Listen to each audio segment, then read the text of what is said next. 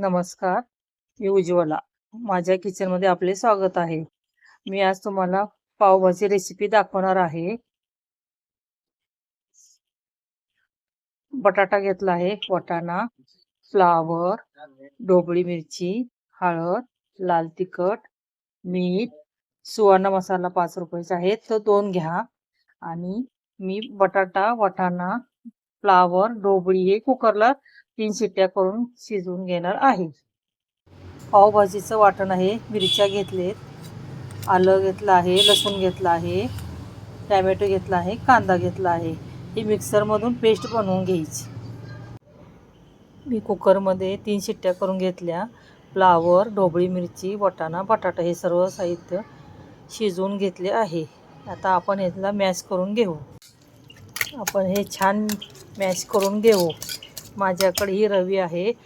अशी असेल तर घ्या, तुमच्याकडे नसेल तर साधी रवी असेल तरी चालेल, पण मॅश छान होतं ह्या रवीने, म्हणून मी ही घेतली आहे. हे बघा, छान मॅश करून घेतले आहे. मिक्सरमध्ये कांदा टाकते, आलं, लसूण, मिरची, हे टॅमॅटो बी काढून घेतले आहेत कारण आरोग्याला चांगलं नसते, म्हणून हे सर्व मी पेस्ट बनवून घेते. ही पेस्ट मिक्सरमधून करून घेतली आहे. सर्वप्रथम तूप टाकत आहे. तुपात पावभाजी छान होते. तूप गरम झालेलं आहे. मी ग्रेव्ही टाकून घेत आहे. ग्रेव्ही चांगली भाजून घ्यायची. ग्रेव्ही छान भाजून झाली आहे. बघा, तेल सुटले आहे, मस्त वास पण येत आहे.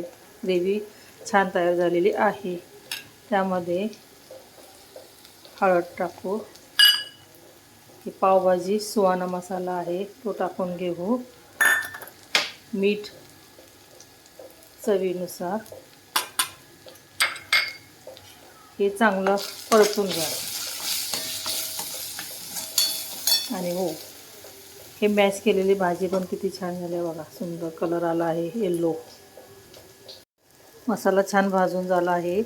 त्यामध्ये आपण मॅश केलेली भाजी टाकू, छान परतून घेऊ. भाजी छान झाली आहे. पावभाजी तयार झाली आहे. वरून कोथिंबीर घ्या टाकून, कांदा घ्या टाकून छानपैकी. हे अमूल बटर आहे, हे पण घ्या वरून टाकून, आणि लिंबू घ्या चवीला. खूप सुंदर भाजी झाली आहे.